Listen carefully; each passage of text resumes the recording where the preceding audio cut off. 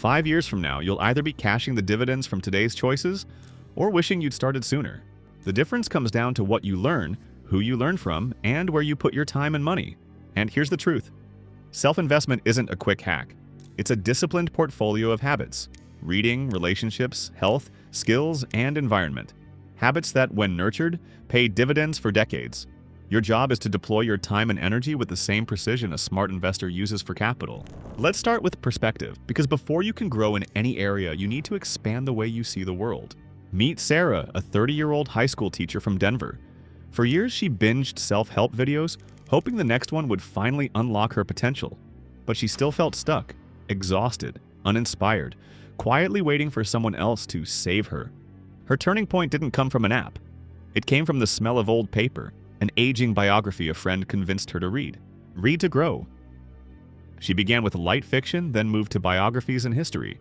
Research shows reading improves memory, reduces stress, and increases empathy. The key isn't chasing important books, it's following genuine curiosity until you can't wait to turn the next page.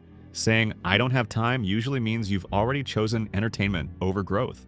Talk to different people and seek mentors. Sarah joined a local language exchange. Conversations with a software developer, a street vendor, and a retired firefighter broke her ideological bubble. Mentorship is like cutting years off the learning curve. But you have to show up, listen, and respect their time. Build friendships deliberately. Your network is your safety net. Strong social ties boost happiness, health, and even lifespan. Sarah stopped settling for convenience friendships and started spending time with people who pushed her to grow. Travel and embrace other cultures. A cheap road trip to Santa Fe led her through art markets, pueblos, and plates of green chile. You don't need to cross oceans to expand your mind, just step outside your bubble. Expose yourself to art and learn languages. On a rainy afternoon, she ducked into the Denver Art Museum to escape the weather, and left more inspired than she'd felt in months. Later, she started learning Spanish, sharpening her focus and cognitive resilience in the process. You can read and travel all you want, but until you build real relationships, your knowledge won't multiply. And that's where Sarah's next breakthrough came. Realizing that growth isn't a solo climb, it's a team effort. Seek out mentors. She reached out to a retired principal she admired and set up monthly meetings. Those conversations became shortcuts she could never find on Google. Teach what you learn. Tutoring new teachers forced Sarah to simplify her ideas and cement them in her own mind. If you can't teach it simply, you don't really understand it. Practice intentional friendship and networking. She began hosting monthly potlucks where each guest brought someone new. Relationships don't maintain themselves. You have to keep showing up. Build community and accountability. Hiking groups and book clubs kept her on track when motivation dipped. Accountability isn't a nice to have. It's a growth multiplier. You're learning and connecting, but none of it matters if your body can't keep up. So Sarah turned her attention inward, to the engine that powers everything else. Prioritize sleep, diet, and exercise. She traded her 4-hour nights for a full 7 and saw her energy and focus skyrocket. She swapped processed snacks for whole foods and made daily movement a non-negotiable. Declutter your physical and digital space. She cleaned her apartment, organized her files, unsubscribed from spam, and shut off push notifications. The clarity she felt wasn't just mental, it showed up in her work. Cultivate introspection and set boundaries.